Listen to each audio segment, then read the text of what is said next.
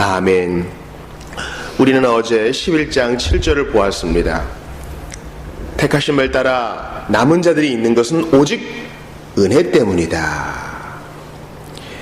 어제 우리가 본 11장 6절에서도 6절에 보면 만일 은혜로 된 것이면 은혜, 이 은혜 때문에 남은 자가 존재하고 우리도 존재한다라는 것을 본 것입니다. 여기에 행위가 들어갈 것이 전혀 없어요. 즉 사람은요 점점 좋아지는 존재도 아닙니다. 조금 병들었기 때문에 적절한 치료와 돌봄만 있으면 좋아지는 존재도 아닙니다. 허물과 죄로 죽었던 존재이므로 처음부터 끝까지 주의 은혜로 붙들어 주셔야만 되는 것입니다. 우리 복음주의 기독교의 맹점이 있어요. 복음주의라 하면 모든 교단과 교파를 이렇게 망라한 성경을 하나님 말씀으로 믿고 삼위일체 교리를 믿고 또 사람의 회심과 중생을 강조하는 것을 복음주의 기독교라고 해요. 대부분의 교회가 그렇죠. 그런데 이 복음주의 기독교의 맹점이 있어요. 즉 오늘 예수 믿을 사람 결단하십시오. 즉 이렇게 회심과 거듭남을 강조하지만 그 이후의 삶이 아주 빈약하게 다루어져요. 여러분 우리가 교회 다니면서 성화에 대한 죄 죽음에 대한 교리를 얼마나 우리가 배웠어요. 사실 많이 못 배웠거든요. 또 많이 강조하는 것도 듣지 못했어요. 예수 믿으시오 참 중요한 것이지만 그게 전부가 되고 있어요. 그런데 성도가 천국 가는 날까지 낙원에 이를 때까지 이 땅에서 성화의 삶을 삽니다. 참 갈등하고 때로 넘어지기도 하죠. 그러나 또 발딱 일어나서 물리치고 죄와 싸워 이기고 유혹을 견뎌내고요. 그것도 우리 혼자 하는 게 아니라 은혜로 하는 거예요. 어느 누가 힘이 있어서 유혹과 시험을 이길 수 있습니까? 그런 사람은 없어요. 소위 매 앞에 장사 없다 그러죠? 제 아무리 의지가 강한 사람도 때리고 협박하면요 거짓 자백하게 마련입니다. 우리가 그것을 이미 어두운 시대를 통해서 다 보지 않았어요? 일본은 독일에서 또 러시아에서 배워온 고문술로 사람들의 거짓 자백을 이끌어냅니다. 그것을 이 대한민국의 이제 새로운 지도층과 또 경찰과 힘 있는 자들이 또 배운 거 아니겠어요? 다 싸그리 이렇게 망라해서 나쁘다 그런 것이 아닙니다. 우리는 그러한 의지가 부족하다는 거예요. 그러므로 바울의 논리가 옳아요. 사람은 처음 믿을 때부터 마지막 주의 품에 안길 때까지 은혜 아니면 아무것도 아닌 거예요. 여기 행위가 들어설 게 없어요. 이후에도 살펴보겠지만 내가 어릴 때 세례를 받았습니다. 성찬 회원입니다. 재산이 이만큼 있습니다. 주의를 잘 지키고 있어요. 이런 게 절대 우리의 자랑거리가 돼서는 안 돼요. 내가 새벽에 나와 기도하는 것도 하나님이 도와주셔서 깨워주는 거지 새벽에 못 나오는 사람들 정죄하는 데 쓰이면 안 되는 겁니다. 또 내가 성경 공부에 나오고 부지런히 맥체인 성경 읽기 하는 것도 나에게 적용돼야 되는 것이지 그렇게 못하는 사람 정죄하는 데 쓰여서는 안 돼요. 생각해보세요. 4시가 조금 지나면은 첫 차가 다니고요. 사람들은 부지런히 움직입니다. 바지런히 움직여요. 동료 가운데 몇몇 분들이 캐나다와 미국에 계셔요. 이 땅에서는 정말 인정받으면서 나름대로 넉넉하게 사시던 분들이 거기 가면 다 육체노동을 합니다. 그러니까 어슴푸러만 이 새벽에 가서 건물 청소를 하고 육체노동을 해야 밥을 먹을 수 있는 거예요. 이 땅에 사는 성도들 대부분이 그렇게 정말 열심히 살아갑니다.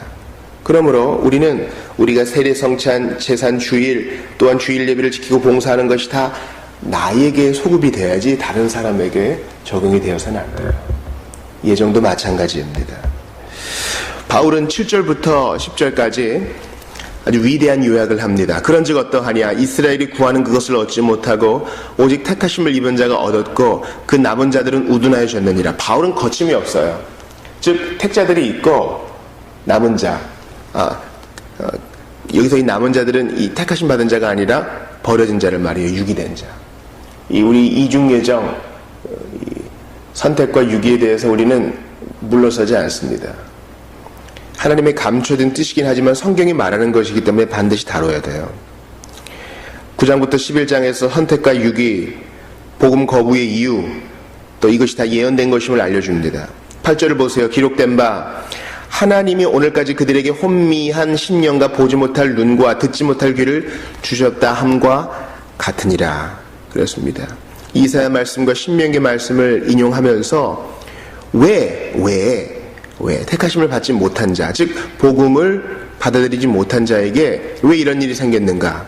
하나님이 그들에게 혼미한 심령, 보지 못할 눈, 듣지 못할 귀를 주셨다 그래요. 그렇게 되면 이제 사람이 논리적인 생각으로 이렇게 결론을 내릴 수 있어요. 그러면 하나님이 복음을 듣지 못하고 멸망당하는 자에게 뭐라 그럴 수 있나? 무슨 짜고 치는 고스톱처럼 혼미한 심령과 보지 못할 눈을 주고 듣지 못할 귀를 줘서 어차피 믿지 않을 건데, 그럴 거면은 왜 사람을 만들어가지고 이렇게 사람을 어렵게 하는가?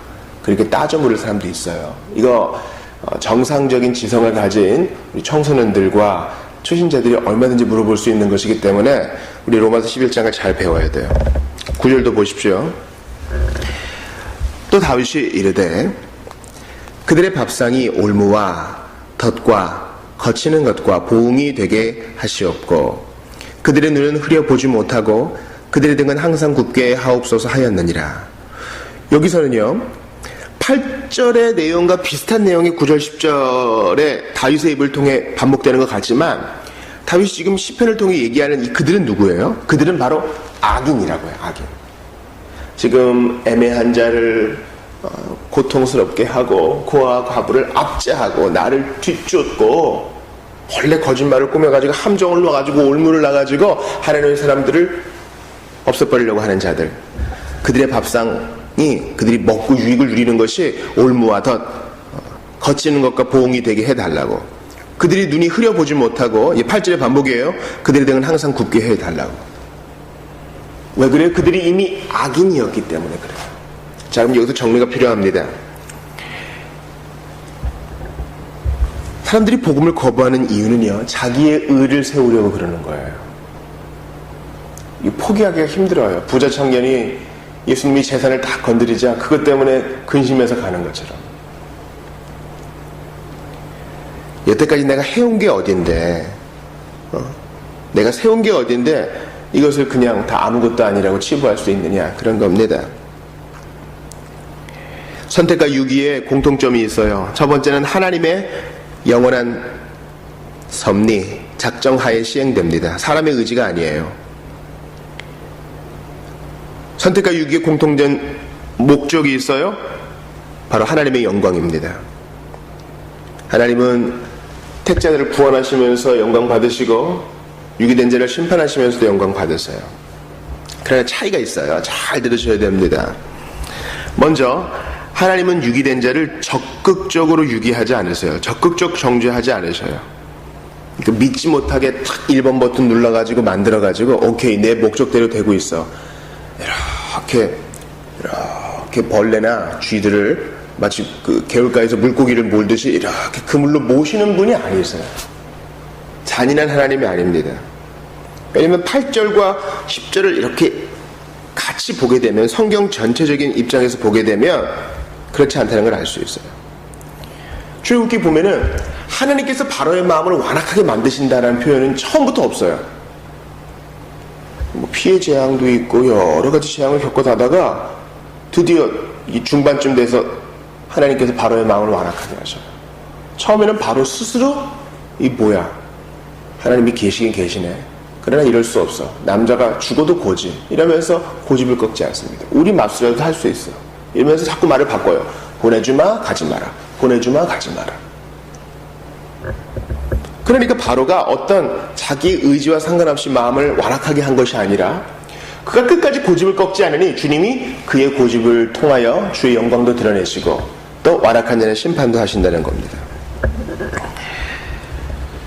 우리는 혼미한 심령과 보지 못할 귀와 듣지 못할 귀를 가졌던 이 완악한 불신자들이 어떤 외부적인 자동적인 이유 때문이 아니라 스스로 믿지 아니함을 알 수 있어요. 스스로.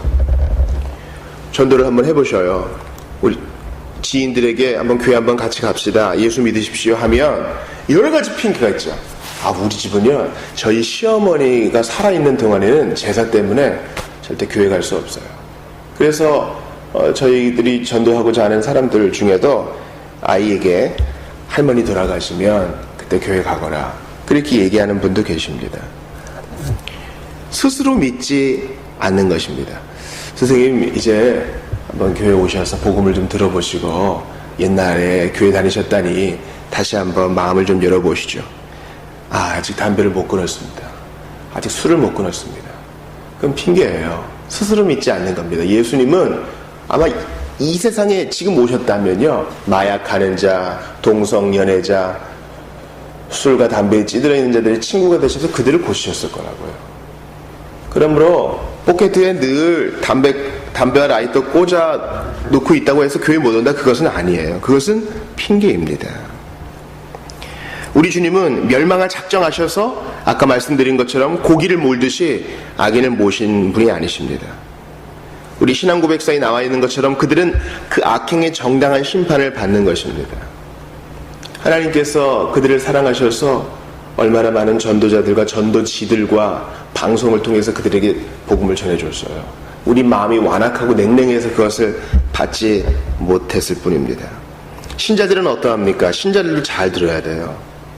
우리가 9절에서 다윗이 말한 그들이 되지 않게 조심해야 됩니다. 나는 상관없어, 이렇게 안심할 수 있나요?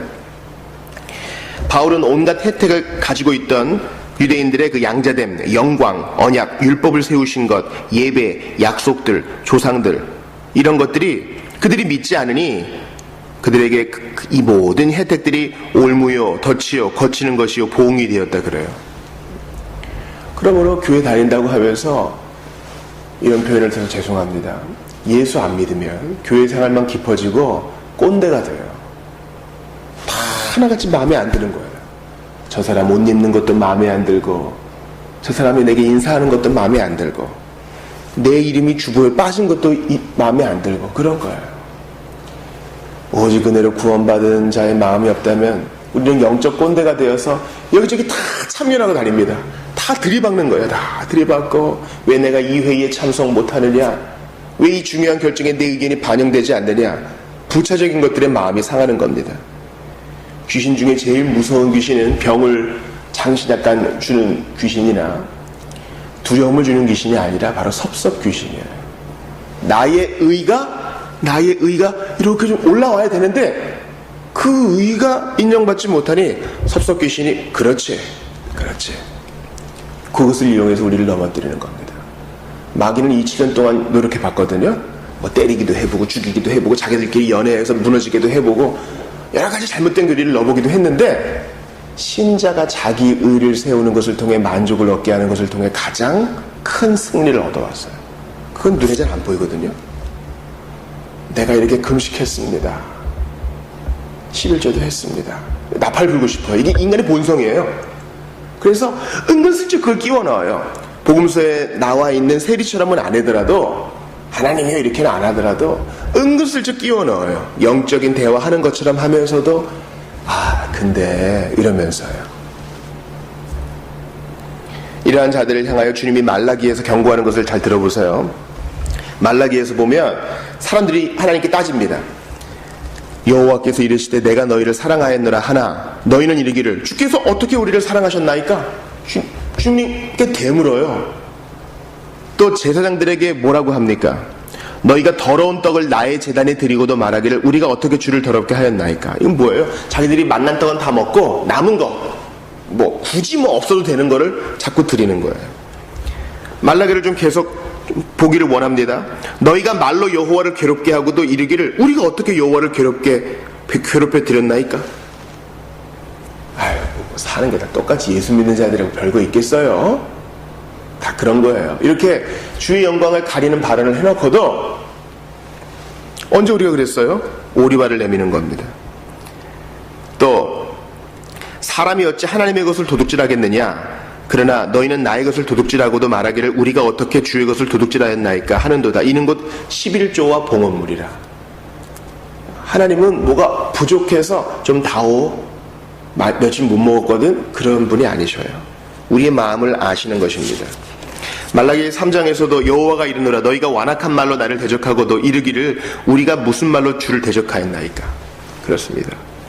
주일에 애들 시험 기간이랑 겹치면 90%의 부모들은 애들 교회 안 보냅니다. 학원에 가서 열심히 시험 대비해야 마음이 놓이는 거예요. 야, 신앙생활은 대학 가서 하는 거야. 네가 시험 합격하고 하는 거야.